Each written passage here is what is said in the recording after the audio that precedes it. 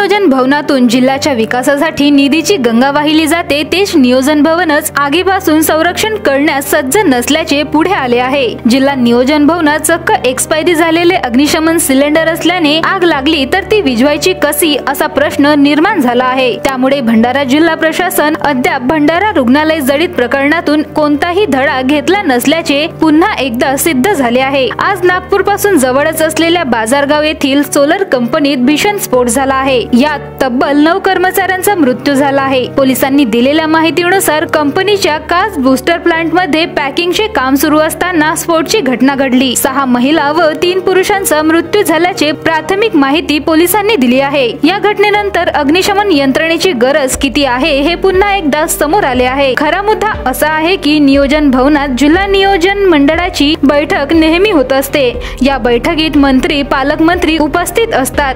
शिवाय जिल्ह्यातील आमदार, खासदार, सर्व वरिष्ठ प्रशासकीय अधिकारी असतात। जर या प्रसंगी एखादी अनुचित घटना घडली तर त्यापासून बचाव करण्याची ठोस व्यवस्था भंडारा जिल्हा नियोजन भवनात उपलब्ध नाही असे मुदतबाह्य अग्निशमन यंत्रणा सुद्धा तरी ओरडून हेच सांगत आहे। आता या संदर्भात पालकमंत्री यांनी याची माहिती घेतो असे फक्त सांगितले आहे।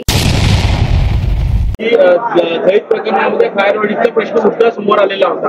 आता आपण ज्या जिल्हा नियोजन मंडळात उभे आहोत तिथे फायर एक्झिट हे एक्सपायरी झालेलं आहे।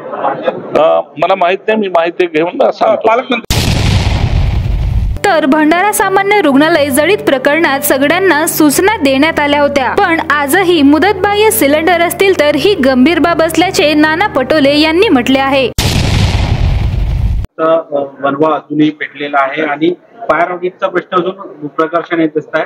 आता आपण ज्या नियोजन मंडळामध्ये आहे तिथे सुद्धा फायर एक्झिट जे लावण्यात आलेले आहेत ते कारवाई त्याच्यामध्ये जिल्हा प्रशासनाने याच्यात लक्ष घालावे असं त्यावेळेस सूचना देण्यात आल्या आणि जिल्हा प्रशासनच त्याच्यावर दुर्लक्ष करत असेल तरी गंभीर बाब आहे।